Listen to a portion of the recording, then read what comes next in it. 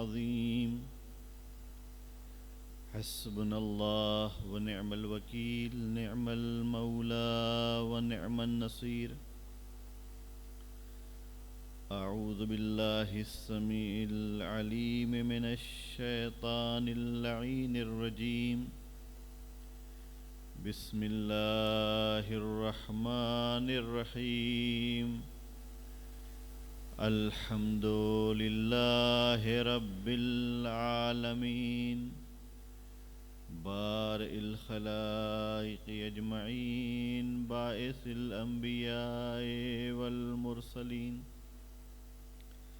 الصلاة والسلام على أشرف الأنبياء والمرسلين سيدنا ونبينا وشفينا إن شاء الله وحبيب قلوبنا وطبيب نفوسنا مولانا ومولى الثقلين جد الحسنين أبي القاسم محمد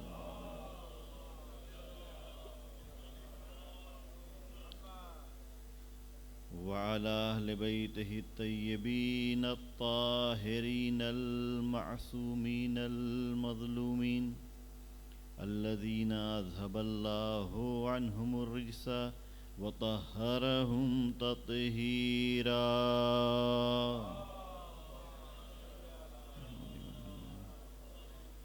واللعنة الدائمة على أعدائهم ومنكري فضائلهم أجمعين أما بعد فقد قال الله الحكيم في الذكر الكريم أعوذ بالله من الشيطان الرجيم بسم الله الرحمن الرحيم اليوم أكملت لكم دينكم وأتممت عليكم نعمتي ورضيت لكم الإسلام دينا صلوات پڑھیں محمد والے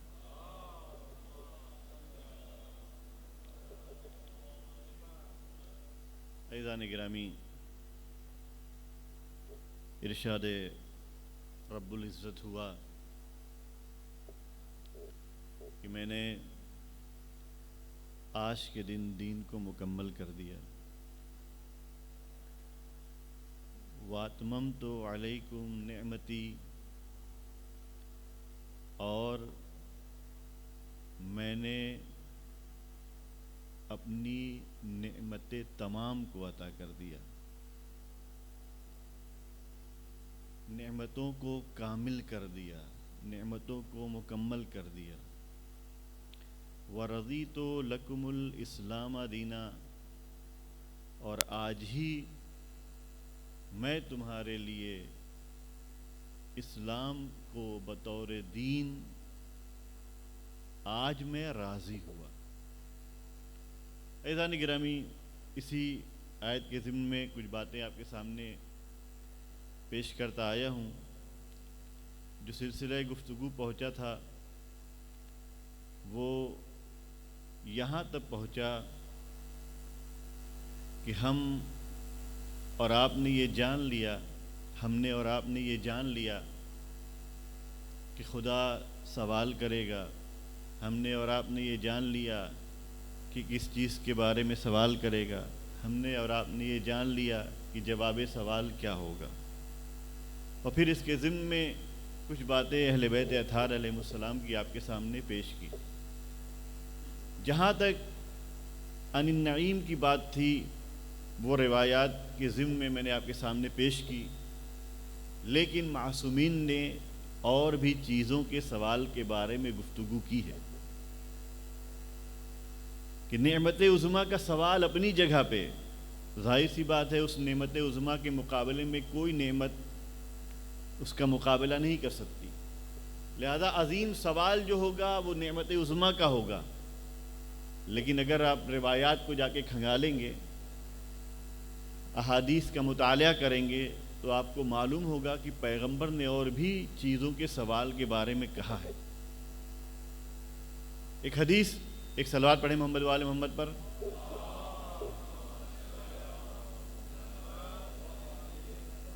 ایک حدیث ہے مشہور حدیث ہے پیغمبر سے کہ جس میں پیغمبر نے فرمایا لا تزول قدم عبد یوم القیامہ حتی یسأل عن اربع،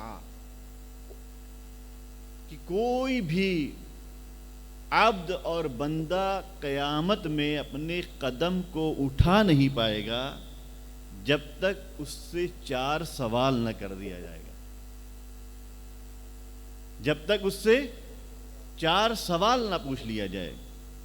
وہ آخری سوال بڑا اہم سوال، اگر وہ جواب ہوگا تو یہ 3 جواب بھی اسے ملیں گے، وہ جواب ہوگا تو یہ سوال کے جواب بھی اسے معلوم ہوں گے، لیکن اس کو حق نہیں ہوگا کہ وہ اپنے قدم کو اٹھا سکے، اپنے قدم کو آگے نہیں بڑھا سکے گا جب تک اس سے 4 سوال نہ کر دیا جائے۔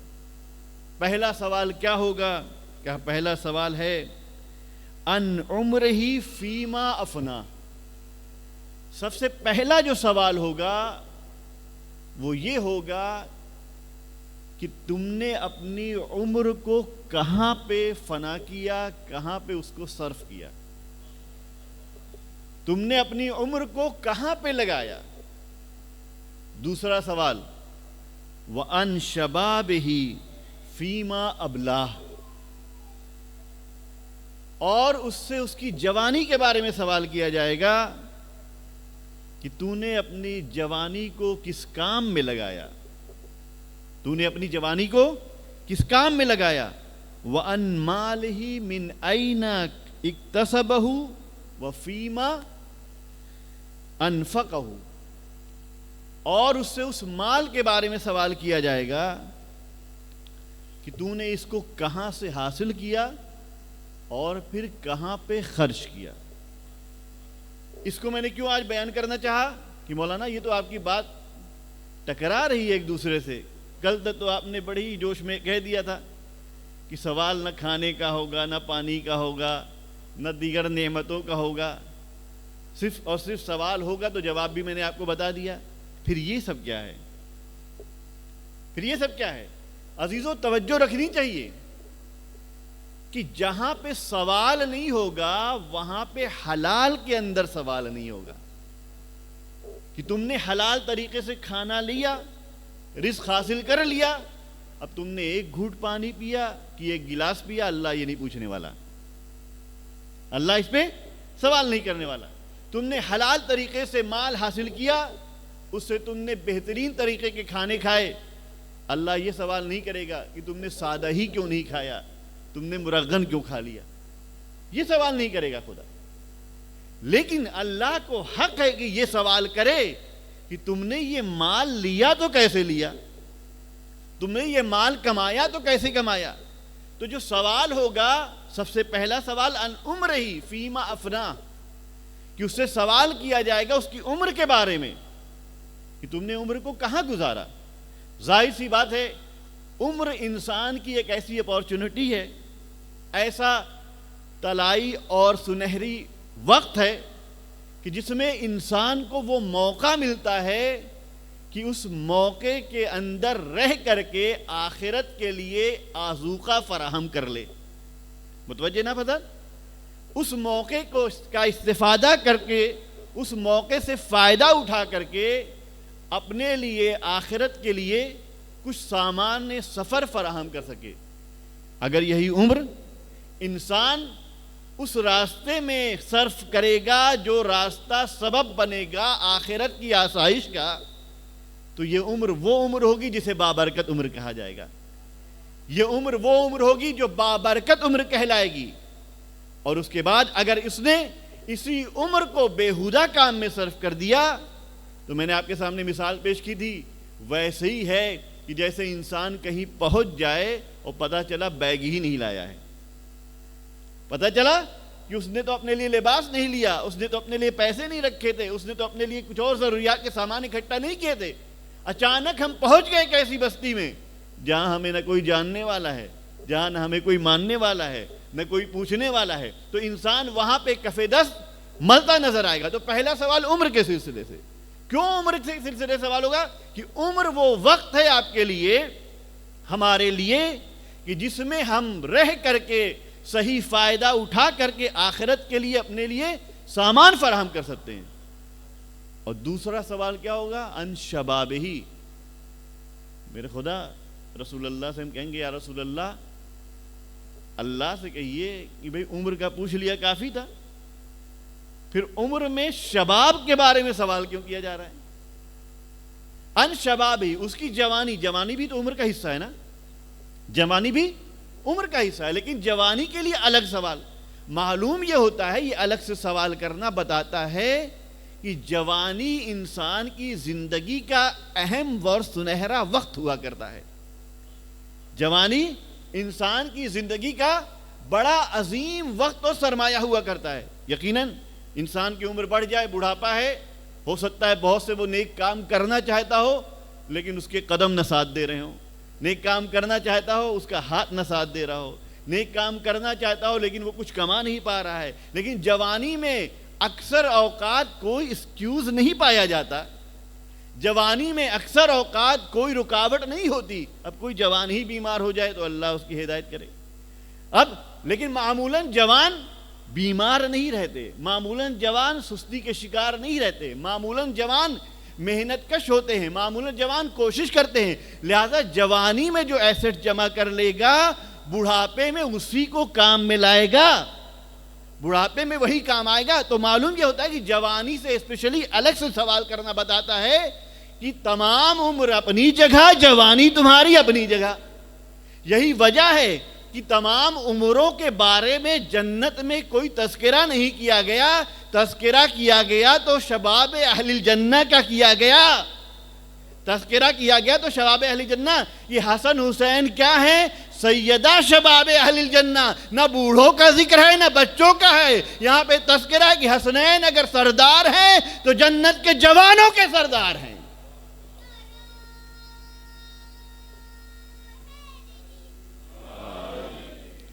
تو سوال ہوگا اس کی جوانی کے بارے میں کہ کہاں پہ اس کو صرف کیا، جوانی کو کیسے صرف کیا، کن منزلوں سے گزارا. لہذا جوانوں، اگر میں اپنے کو بھی آپ کے ساتھ شامل کر لوں تو چل جائے گا کام. فی الحال جوانوں، ہمیں اور آپ کے لیے بڑے مسائل ہیں کہ ہم کیسے اپنی عمر کو، خاص طور سے ایسے ملکوں میں، البتہ ہم لوگ جہاں سے آئے وہاں بھی کوئی خاص بہت بڑا اہتمام نہیں ہے، لیکن جہاں پہ چیلنجز یہاں بہت زیادہ ہوتے ہیں. کیسے اپنی جوانی کو ہم محفوظ رکھ لیں، کیسے اپنی جوانی کو ہم اس راستے پہ صرف کریں جس راستے پہ صرف کرنے میں خدا خوش ہوگا، کیسے ہم اپنی جوانی کو اس جگہ پہ لے جائیں جس راستے پہ لے جانے پہ خدا ناراض نہیں ہوگا. یہ ہمارا اور آپ کا کام ہے کہ آ کے اس کو آ کر کے سوچیں. اور یہ فرش اعضاء بہترین جگہ ہے یہ سوچنے کے لیے کہ ہمیں کیسے جینا ہے، یہ سوچنے کے لیے کہ ہمیں کیسے جینا ہے. محرم تمام رسم اعضاء کے ساتھ ساتھ صرف رسم تک نہیں ہے، محرم اصل میں انسان کے ٹرانسفارمیشن کا دن ہے، انسان کے اندر ایک تبدیلی کا دن ہے، انسان کی ذات میں ایک انقلاب کا دن ہے. یہ محرم ایک انقلاب ہے. لہذا دیکھیں، اگر اس کی جھلک دیکھنی انقلاب کی تو کربلا میں جناب حر کو آ کے دیکھو، جہاں کی جناب حر کو دیکھو کہ جب غور و خوض کیا تو شخصیت میں ایک ایسا انقلاب آیا کہ وہ تمغہ امام حسین نے انہیں دیا جو کسی اور شہید کو نصیب نہیں ہوا. وہ تمغہ کیا؟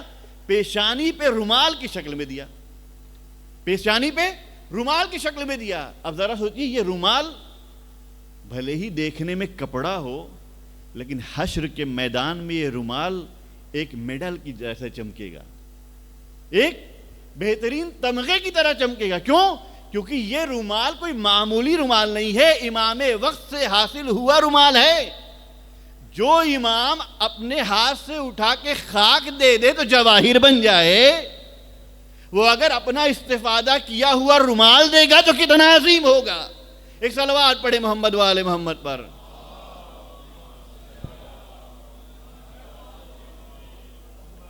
تو جوانوں، وَأَن شَبَابِهِ فِيمَا أَبْلَىٰ، سوال کیا جائے گا ان کی جوانی کے بارے میں کہ تم نے جوانی کو کیسے گزارا، جوانی کو کیسے صرف کیا. اسی لیے جوانی میں عبادات جوانی میں نیکیوں کے ثواب بھی بہت زیادہ ہیں. کیوں؟ کیونکہ اس میں انسان کے انتشار کے، انسان کے منحرف ہونے کے چانسز بہت زیادہ ہیں. البتہ یہاں پہ خوش نہ ہوں کہ بوڑھوں کو سرٹیفکیٹ مل گیا کہ وہ نہیں منحرف ہو سکتے، نہیں، ایسا نہیں ہے، ان کے یہاں بھی ہیں چانس، لیکن جوانی میں چانسز بہت زیادہ ہوتے ہیں. اس لیے جوان کی عبادت کا مقابلہ بوڑھے کی عبادت سے نہیں کیا جا سکتا. اس لیے جوان کے عمل خیر کا مقابلہ کسی ضعیف کے عمل خیر سے نہیں کیا جا سکتا ہے. تو یہ دوسرا سوال ان شبابہ. تیسرا سوال کیا؟ وَأَنْ مَالِهِ فِيمَا اكْتَسَبَهُ وَفِيمَا أَنْفَقَهُ. اور اس سے جو سوال کیا جائے گا اس کے مال کے بارے میں سوال کیا جائے گا کہ کہاں سے تو نے مال کو حاصل کیا، کہاں سے تو نے اس مال کو حاصل کیا. سوال وہاں پہ عن النعیم جو ہوگا تو یہ اس کے پہلے کا سوال ہے کہ تم نے جو مال کمایا یہ صحیح طریقے سے کمایا کہ نہیں کمایا. تم نے مال کو خرچ کیا، حلال راستے میں خرچ کیا کہ نہیں کیا. کہیں ایسا تو نہیں مال کما کر کے حلال مال کو حرام میں تو نہیں خرچ کیا، اور حرام کو اگر خرچ کیا تو بات ہی الگ ہے. حلال کو لے کر کے حرام میں تو نہیں خرچ کیا. یہ سوال ہوگا. اور پھر چوتھا عظیم سوال وہ کیا؟ ان حبنا اہل البیت.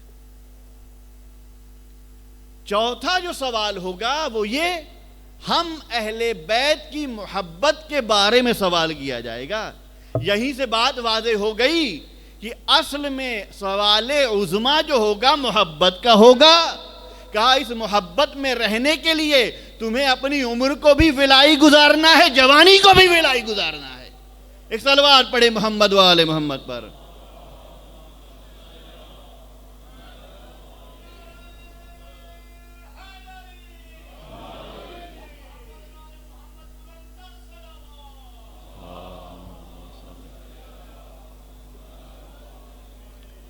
اب یہاں پہ آ کر کے کنفیوژن ایجاد نہ ہو کہ کل تک تو آپ نے کہہ دیا کہ صرف اسی کا سوال ہوگا. دیکھیں ان دونوں حدیثوں میں ایک بات تو مشترک ہے کہ محبت کا سوال ہوگا. باقی سوال ہو یا نہ ہو یہ سوال تو ہوگا. تو انسان کے لیے ضروری کیا ہے؟ وہ اہم سوال کی تیاری کرے. جب اہم سوال کی تیاری میں جاؤ گے تو دیکھو گے کہ کیسے ہم اپنے اس سوال تک پہنچنے کے لیے کن کن راستوں سے ہمیں گزرنا پڑے گا، کن کن راستوں سے ہمیں گزرنا پڑے گا. ظاہر سی بات ہے دنیا میں آئے ہیں تو اس اہم سوال کا جواب دینا ہے تو پہلی چیز جو ہمیں ہونی چاہیے وہ ہماری ولادت پاکیزگی کی ہونی چاہیے.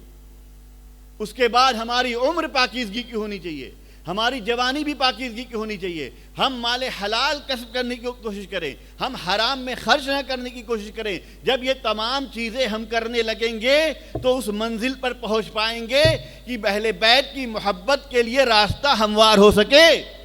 تب ہمارا دل ہموار ہو جائے گا اس محبت کو جگہ دینے کے لیے. جب دل میں محبت کا راستہ ہموار ہو جائے گا تب وہ آخری سوال کیا جائے گا. اب پھر ان کو روکا جائے، ان سے پھر پوچھا جائے گا، ان سے پھر سوال کیا جائے گا. کیا سوال کیا جائے گا؟ یومئذ عن النعیم، کہ اب بتاؤ تم نے نعمت کو کیسے صرف کیا، کیسے استعمال کیا. اب وہاں پہ وہ جواب آئے گا کہ وہاں پر اصل سوال ہوگا ہمارے بارے میں، اصل سوال ہوگا ہمارے بارے میں. اب جب آخری سوال جو عظیم سوال ہے، ذرا بتائیے کہ زندگی میں اگر وہ عظیم سوال نہ شامل ہو تو کیا انسان کہیں جواب دے پائے گا؟ کیا انسان کہیں جواب دے پائے گا؟ مثال کے طور پر کوئی سائنس کا طالب علم ہے، سائنس کا اسٹوڈنٹ ہے، اس کو معلوم ہو جائے کہ بھئی یہ بہت امپورٹنٹ سوال ہے، یہ ضرور آئے گا، یہ ضرور آئے گا. اور اس کے بعد چند سوال اور دے دیے جائیں کہ آپ سے کچھ جنرل سوال بھی کیے جائیں گے کہ آپ کے اگر ہائی اسکول میں ہیں، 10ویں کلاس میں ہیں تو آپ سے جو ہے اس کے پہلے کے کلاس کے بھی کچھ سوال کر لیے جائیں گے. سائنس سے ہی ریلیٹڈ سوال ہو جائے گا. تو آپ بتائیے کیا وہ انسان جسے سائنس کی شدھ بدھ نہیں ہے وہ آخری جواب کو بھی حل کر پائے گا؟ آخری جواب کو بھی حل کر پائے گا؟ نہیں کر پائے گا. اس کے لیے ضروری ہے کہ کم سے کم اس سوال کے جواب تک پہنچنے کے لیے اپنے شعور کو تیار تو کر لے، اپنی عقل کو تیار کر لے. یہی وجہ ہے کہ بہت سے لوگوں کو سوال مل جاتا ہے پھر بھی فیل ہو جاتے ہیں. کیوں؟ کیونکہ انہیں یہی نہیں پتا اس سوال کا جواب ہے کیا، اس سوال کا جواب لیا کہاں سے جائے گا۔ تو اب اگر اس عظیم سوال تک پہنچنا ہے تو اس کے پہلے جتنے سوال ہوں گے یقیناً وہ اس سے ریلیٹڈ ہی سوال ہوں گے۔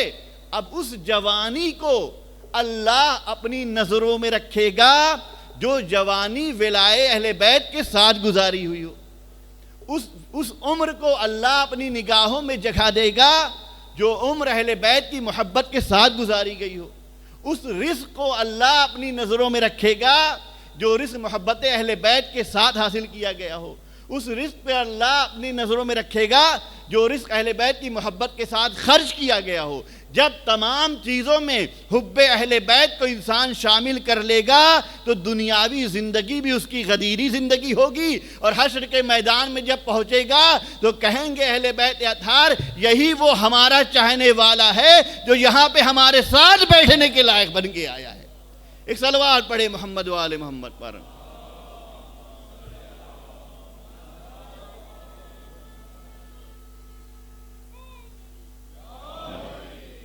یہ نہ پوچھے کہ میں نے کیسے کہہ دیا کہ اپنے ہمارے ساتھ بیٹھنے کے لائق بن کے آیا ہے۔ میں نے سب سے پہلے دن آپ سے کہا تھا، امام رضا نے کیا کہا، ابن الشبیب ان سرک ان تکون معنا فی الدرجات العلی من الجنان، کہ اگر تمہیں اس بات سے خوشی ملتی ہے کہ جنت میں ہمارے لیول میں آ جاؤ، ہمارے ساتھ آ جاؤ، تو تمہیں ہمارے لیے خوش ہونا ہے، ہمارے لیے غم زدہ ہونا ہے۔ یہ کب ہوگا؟ جب محبت ہوگی۔ جب محبت ہوگی تبھی تو کسی کے لیے کوئی انسان خوش ہوگا۔ جب محبت نہیں ہوگی تو کبھی خوشی نہیں ہوگی، چاہے جتنے آپ اچھے ہو جائیں۔ بغض آ جائے گا، حسد آ جائے گا، جلن آ جائے گی، خوشی نہیں آ سکتی۔ خوشی کے لیے محبت کا ہونا ضروری ہے۔ اور اسی طریقے سے کسی کے لیے انسان غمزدہ بھی تب ہوگا جب دل میں اس کے لیے کوئی جگہ ہو دل میں، ورنہ آپ کا ہمارا دشمن خدا نہ خواستہ ہماری نگاہوں کے سامنے ہو تو شاید ہم توجہ بھی نہ کریں، لیکن اگر دل میں کوئی جگہ ہے تو اس کے غم میں ہم غمگین نظر آئیں گے۔ تو اس سے یہ معلوم ہوتا ہے کہ ہماری پوری لائف اگر اس میں اہل بیت شامل ہیں تو یہی وہ زندگی ہوگی جس کے بعد ہمیں حشر کے بعد جنت میں وہ جگہ ملے گی جہاں پہ امام معصومین ہوں گے، جہاں پہ امام معصومین ہوں گے۔ کس کو نہیں خوشی، کس کو نہیں چین اس بات سے کہ ہم کو جنت میں وہاں جگہ ملے جہاں وہ ہیں، جنت میں اس مقام پہ ہم رہیں جہاں پہ وہ ہیں۔ بھئی ہم جنت میں جانا بھی اسی لیے چاہتے ہیں نا کہ کم سے کم ان کا دیدار تو میسر ہوتا رہے۔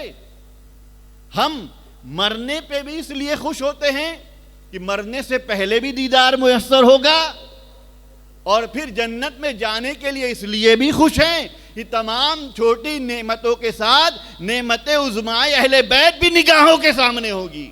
ایک صلوات پڑھے محمد و آل محمد پر۔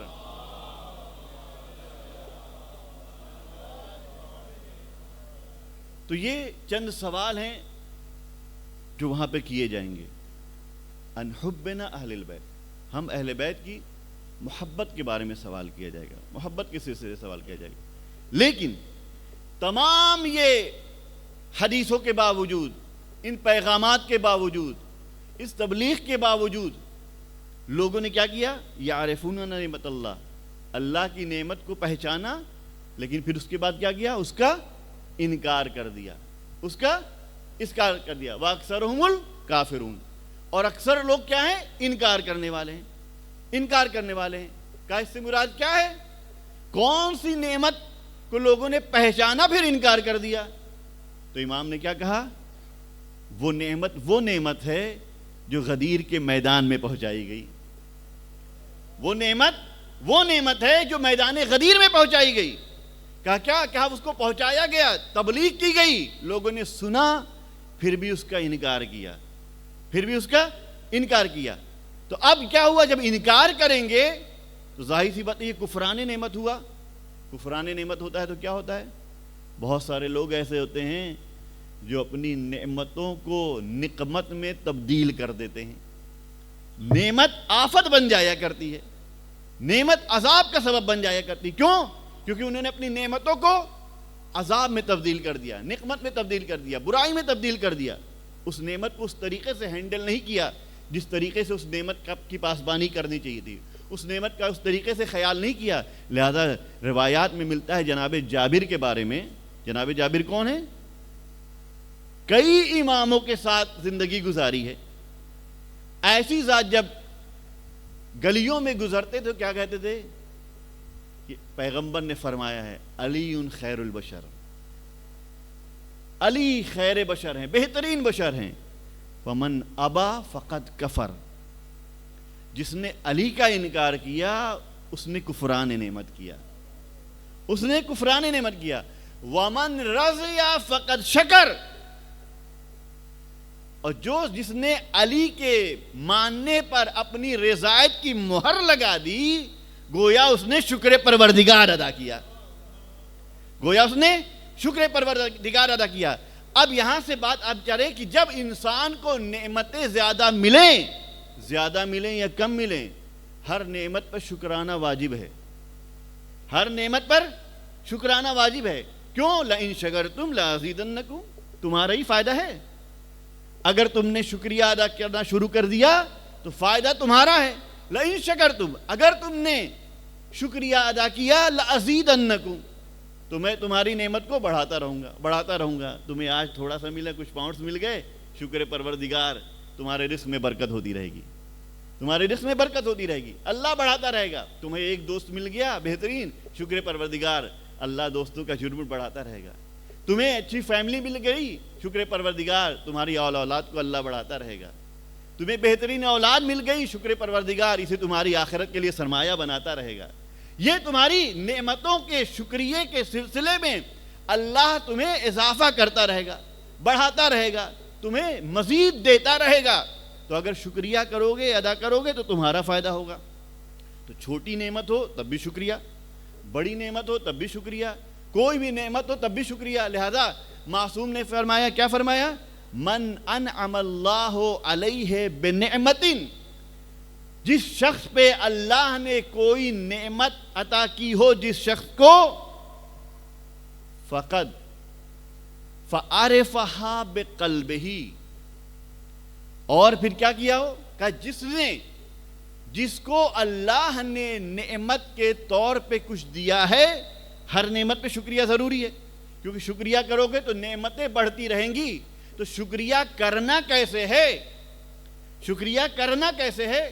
کہ شکریہ ادا اس طرح کرنا ہے، من انعم اللہ علیہ بنعمت فعرفہا بقلبہ فقد ادى شکرہا، کہ اللہ نے جب کسی کو کوئی نعمت عطا کی تو وہ نعمت پانے والا بندہ اپنے دل سے اس کی معرفت حاصل کر لے، فقد ادى شکرہا، تو اس نعمت کا شکریہ ادا کر لیا. بات سمجھ میں آ رہی ہے؟ اس نعمت کا شکریہ ادا کر لیا. پھر میں نے روایتیں جب دیکھنی شروع کی تو ایک جگہ پہ یہ بھی ملا، الشکر الولایہ، کہ شکریہ اصل میں ولایت ہے. ولایت کا قبول کرنا نعمتوں کا شکریہ ہے. تو اب یہاں سے میں نتیجہ لے سکتا ہوں، ولایت کو قبول کرنا نعمتوں کا شکریہ ہے. اللہ اگر کسی کو کوئی نعمت دیتا ہے اور وہ آ کر کے اس نعمت کے سلسلے سے اپنے دل میں معرفت بڑھاتا ہے، فقط ادى شکرہ، تو اس نے شکر، اس نعمت کا شکریہ ادا کیا. اور ادھر سے کیا ہے؟ الشکر الولایہ، شکر جو ہے کیا؟ ولایت ہے. اب اگر ان دونوں باتوں کو ملا لے تو یہ نتیجہ لیا جا سکتا ہے کہ تمام نعمتوں کا شکریہ ولایت ہے، اور ولایت کا شکریہ معرفت ہے. ایک صلوات پڑھے محمد وآل محمد پر.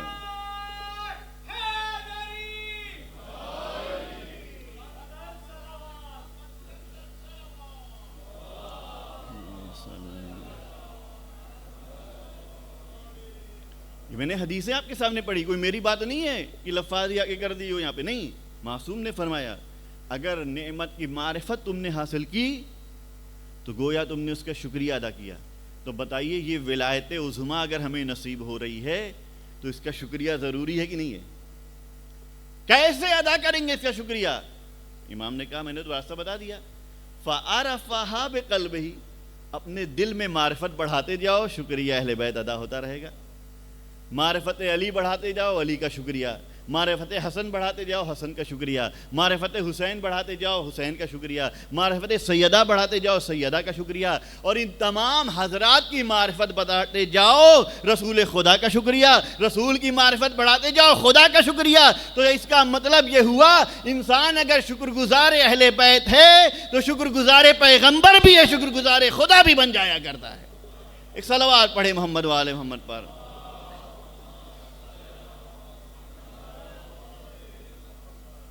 جتنی معرفت اہل بیت بڑھتی رہے گی اتنا ہی ہمارا شکریہ ادا ہوتا رہے گا۔ تو لہذا ہمیں یہ نہیں سوچنا چاہیے کہ ہم مجلسوں میں کیا سنیں کیا نہ سنیں۔ اگر مجلس سے ہماری معرفت میں اضافہ ہو رہا ہے تو گویا ہم نے اہل بیت کے شکریہ کے لیے قدم آگے بڑھا دیا، شکریہ کے لیے قدم آگے بڑھا دیا۔ مولانا وہی سب باتیں پھر سنی جا رہی ہیں، کیا معرفت بڑھنے والی ہے، وہی سب باتیں پھر بیان کریں گے، وہی فضائل، وہی مناقب، اس سے کیا ہونے والا ہے؟ یہاں پہ آگے میں حل کروں گا عزیزو۔ سب سے پہلی بات یہ ہوتی ہے کہ دیکھیں میں نے کیا کہا کہ کسی کی خوشی میں کون خوش ہوگا؟ جس کے لیے دل میں بولیے محبت ہوگی۔ جو مولا کو نہیں مانتے ہیں کیا وہ مولا کے فضائل سننا چاہیں گے؟ تو آخر مولا کے فضائل بیان کن کے سامنے کیے جائیں گے؟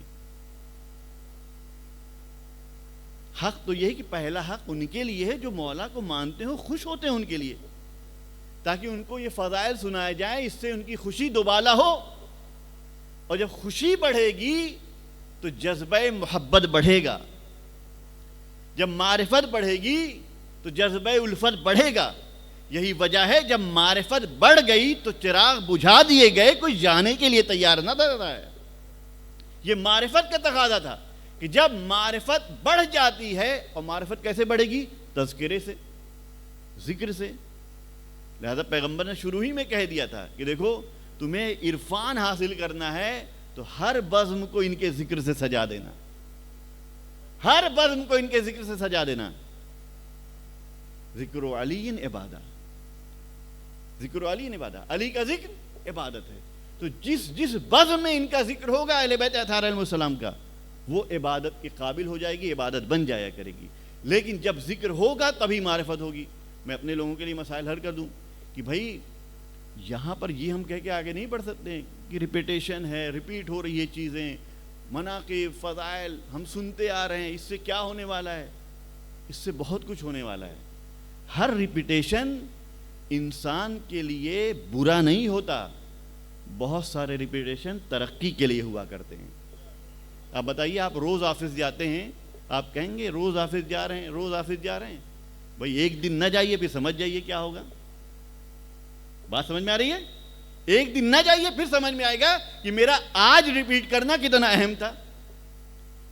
تو 30 دن جب آپ آفس میں جانے کو ریپیٹ کریں گے تو اب آپ کو ایک انعام ملے گا، تب آپ کو ایک انعام ملے گا۔ تو یہاں پہ آپ ریپیٹ کر رہے ہیں، روز ریپیٹ کر رہے ہیں، تو کیا یہاں پہ ریپیٹیشن جو ہو رہا ہے، یہ جو ریپیٹ کر رہے ہیں، یہ انسان کی تساہلی کی علامت ہے؟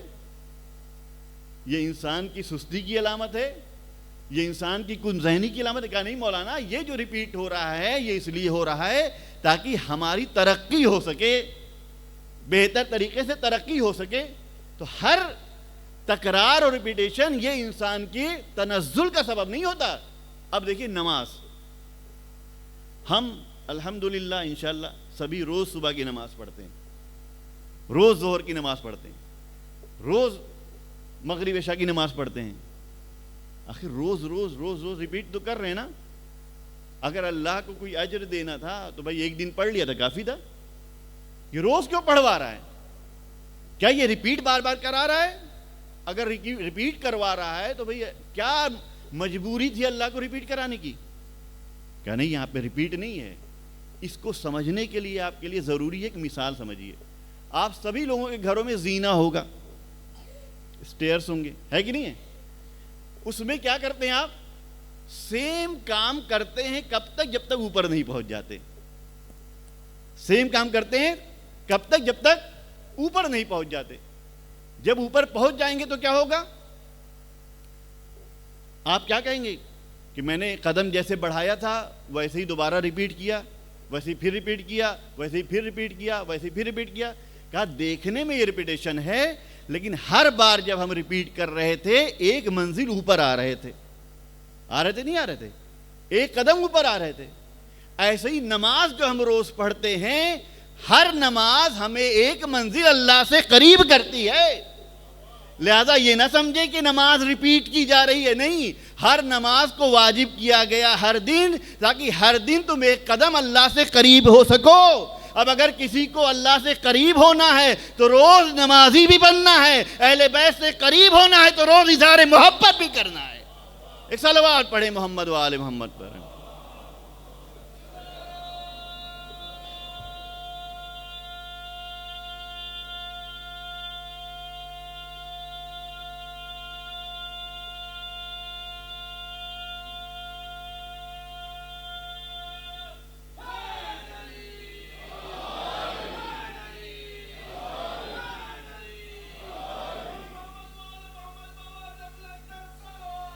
اللہم صلی علی محمد و آل محمد.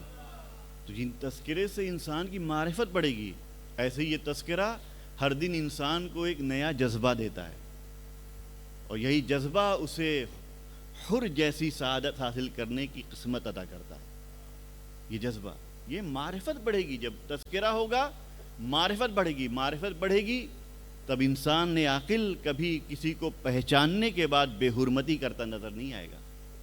اگر ہم نے اہل بیت کو پہچان لیا، امام حسین کو پہچان لیا، تو کبھی بھی ہم نماز سے دور نظر نہیں آئیں گے. کیونکہ جب پہچان لیا، میرے آقا نے ظہر عاشورہ میں کہا انی احب الصلاۃ، میں نماز سے محبت کرتا ہوں. اب جو حسین کو پہچانے گا وہ حسین کو مانے گا، اس جملے کو نہیں مانے گا. یہ کیسی محبت ہو جائے گی؟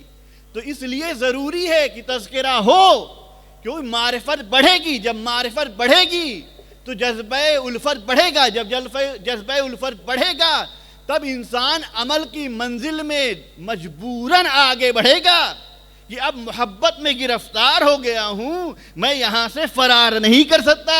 اگر فرار ہونا ہے تو بے ایمان بننا پڑے گا، فرار ہونا ہے تو بے ایمان پڑھنا پڑے گا. یہی وجہ ہے رسول کے زمانے میں بھی جو رسول پر ایمان رکھتے تھے وہ ہر میدان میں ساتھ ہوتے تھے، جن کا ایمان مکمل نہیں تھا بھاگتے نظر آیا کرتے تھے.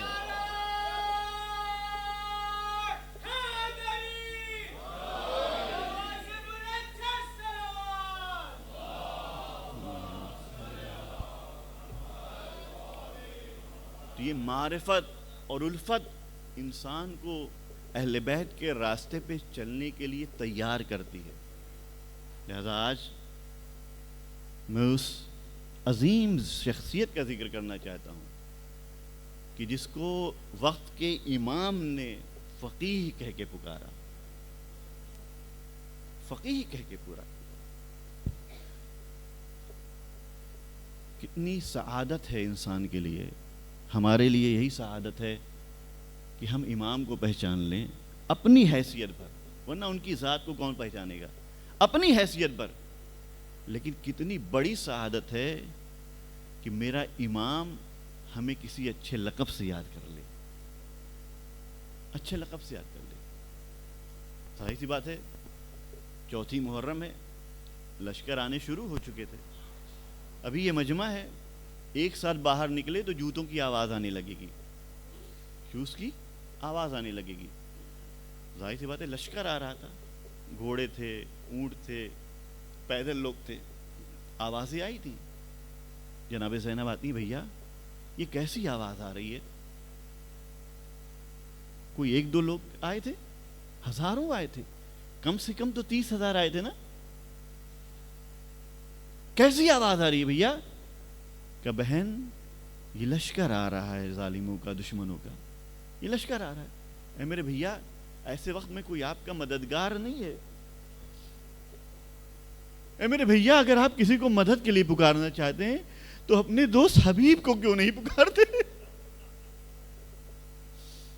اپنے دوست حبیب کو کیوں نہیں پکارتے ہیں؟ امام نے خط لکھا، من حسین الغریب الی رجل فقی، حسین غریب کی طرف سے رجل فقی حبیب کی طرف سے، اے حبیب میں اس وقت اس منزل پر دشمنوں سے گھر گیا ہوں، میری مدد کو آؤ۔ حبیب نے امام کے خط کو پڑھا، آنکھوں سے لگایا، بوسہ دیا، بیٹھ جاتے ہیں۔ زوجہ پوچھتی ہے کہ آخر کیا بات ہے، کس کا خط ہے؟ کہا میرے آقا حسین کا خط ہے۔ کہا کیا؟ کہا ظالموں کے درمیان گھر گئے ہیں، مدد کے لیے پکار رہے ہیں۔ کہا تو کیا ارادہ ہے؟ کہا میں کیا بتاؤں۔ کہا حبیب، روایتیں کہتی ہیں، علماء نے بیان کیا، میں نے بعض جگہ دیکھا کہ حبیب کی زوجہ نے اپنے مقنے کو اتار کے حبیب کو دیا کہ لو اسے پہن کے بیٹھ جاؤ، فرزند زہرا مدد کے لیے بلا رہا ہے اور تم اپنی رائے نہیں رکھ پا رہے ہو۔ تو عجب نہیں حبیب نے وہاں پہ کہا ہو کہ میں تو دیکھنا چاہتا تھا کہ تمہاری رائے کیا ہے، تمہاری رائے کیا ہے۔ خیر حبیب تیار ہوتے ہیں، غلام سے کہتے ہیں گھوڑے کو لے کے جاؤ، کیونکہ حالات کوفے کے صحیح نہیں ہیں، گھوڑے کو لے کے جاؤ، شہر کے باہر فلاں جگہ پہ کھڑے رہو، میں تھوڑی دیر میں آتا ہوں۔ حبیب رخصت ہو کر کے آگے بڑھتے ہیں۔ جب وہاں پہ پہنچتے ہیں، حبیب بچتے بچاتے اپنی منزل کو طے کرتے ہیں۔ یقیناً حبیب کو وقت لگ جاتا ہے، ٹائم لگ جاتا ہے۔ اب ذرا دیکھیے کہ یہ عشق انسان کو کتنا بے تاب کرتا ہے، یہ عشق انسان کو کتنا، اس کی معرفت کو کتنا بڑھا دیتا ہے، یہ عشق انسان کو کس منزل کمال پہ پہنچا دیتا ہے۔ جیسے ہی حبیب دور سے دیکھتے ہیں کہ ان کا گھوڑا نظر آ جاتا ہے تو دیکھتے ہیں کہ ان کا گھوڑا پیر کے اپنی ایڑیاں مار رہا ہوتا ہے، اپنے سموں کو مار رہا ہوتا ہے زمین پہ۔ اسی اثنا میں حبیب کا غلام کہتا ہے اے میرے آقا کے گھوڑے تو پریشان نہ ہو، اگر میرا آقا نہیں آئے گا تو میں سوار ہو کے اپنے آقا کی مدد پہ جاؤں گا۔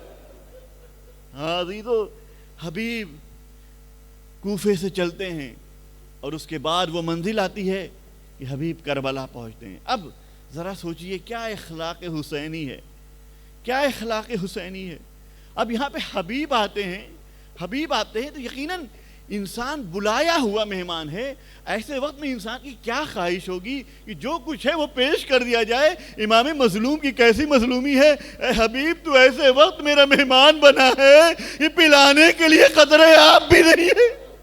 اور اسی اثنا میں کیا ہوتا ہے، جناب زینب اولیاء مقام آ کے اپنا سلام کہلواتی ہیں، اے میرے بھیا حبیب کو میرا سلام کہو۔ جیسے ہی جناب زینب کا سلام ملتا ہے حبیب تڑپ جاتے ہیں، ہائے آقا زادے پہ ایسا وقت آ گیا ہے غلاموں کو سلام کیا جا رہا ہے۔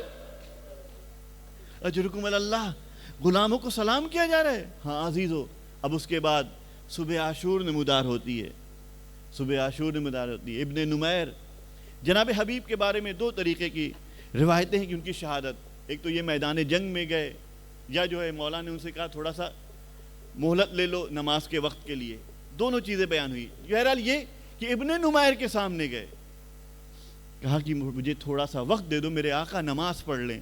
ابن نمیر کہتا ہے کیا ان کی نماز قبول ہوگی؟ کیا حسین کی نماز قبول ہوگی؟ حبیب تڑپ جاتے ہیں، اپنی زبان پہ لگام دو، اگر ان کی نماز نہیں قبول ہوگی تو دنیا میں کس کی نماز قبول ہوگی؟ ہاں عزیزو، اب وہیں پہ جنگ شروع ہو جاتی ہے۔ اتنے میں بنی تمیم کا ایک سپاہی آتا ہے اور اس نے آ کر کے حبیب کو قتل کر دیا، حبیب کو اس دنیا سے رخصت کر دیا۔ اب میں یہاں سے کہوں گا کہ ظاہر سی بات ہے، مولا نے حبیب کو اپنے دوست کو بلایا تھا مدد کے لیے۔ جب اتنا عظیم دوست، اتنا جگری دوست اس دنیا سے رخصت ہوا ہوگا تو حسین کے دل پہ کیا گزری ہوگی۔ عزیزو، کربلا میں کہیں پہ تاریخ میں یہ نہیں ملتا کہ حسین کے چہرے کا رنگ بدلا ہو، صرف 3 مقام پہ حسین کے چہرے کی حالت بدلی ہے، یا علی اکبر کے جنازے پہ، یا عباس کے جانے پہ، اور تیسرا مقام حبیب کے جانے پہ۔ فبانت انکسار علی وجہ الحسین، حسین کے چہرے پہ آثار بدلنے لگے۔ ہاں عزیزو، حبیب رخصت ہو جاتے ہیں، اس کائنات سے چلے جاتے ہیں۔ اب آخری منزل میں آپ کے سامنے پیش کروں، جب یہ قافلہ کوفے پہنچتا ہے تو حبیب کے سر کو ابن نمیر کہتا ہے کہ میں اس کا تمغہ لے لوں، میں اس کا تمغہ لے لوں، لہذا بنی تمیم کے اس جوان سے یہ سر لے لیتا ہے اور آ کے اپنے گھوڑے کے گردن میں لٹکا دیتا ہے۔ اتنے میں دیکھتے ہیں کہ ایک بچہ ہے یا نوجوان ہے، کتابوں نے لکھا ایک نوجوان ہے جو ابن نمیر کے آگے پیچھے چلنے لگتا ہے. جب گھوڑا ادھر جاتا ہے وہ بچہ ادھر آ جاتا ہے, جب گھوڑا ادھر جاتا ہے وہ بچہ ادھر جا جاتا ہے, جب وہ دربار کی طرف جاتا ہے تو بچہ پیچھے پیچھے دربار کی طرف. اتنے میں ابن نمیر کہتا ہے کہ تو کیا کرنا چاہتا ہے, تو میرا تعاقب کیوں کر رہا ہے, میرا پیچھا کیوں کر رہا ہے, تو بار بار جب سے میں تجھے دیکھ رہا ہوں بار بار میرے آگے پیچھے گھوم رہا ہے, آخر تو کرنا کیا چاہتا ہے. کہتے ابن نمیر مجھے تجھ سے کچھ کام نہیں ہے, لیکن یہ جو سر ہے یہ میرے بابا کا سر ہے, میں کیسے اپنے بابا کے سر سے دور. میں کہوں گا حبیب کے بیٹے سے, تو نے اپنے باپ کے سر کو صرف کٹا ہوا دیکھا, یہ نہیں دیکھا یہ حبیب پہ ظلم کیسا ہوا, یہ نہیں دیکھا حبیب کو کیسے شہید کیا. لیکن ذرا سکینہ کی طرف دیکھو, نگاہوں کے سامنے باپ کو ذبح کیا گیا, نیزے پہ سر بلند کیا گیا, رخسار پہ تماچے مارے گئے. وَسَيَعْلَمُ الَّذِينَ ظَلَمُوا أَيَّ مُنْقَلَبٍ يَنْقَلِبُونَ رِضًا بِقَضَائِهِ وَتَسْلِيمًا لِأَمْرِهِ إِنَّا لِلَّهِ وَإِنَّا إِلَيْهِ رَاجِعُونَ. ماتم حسین.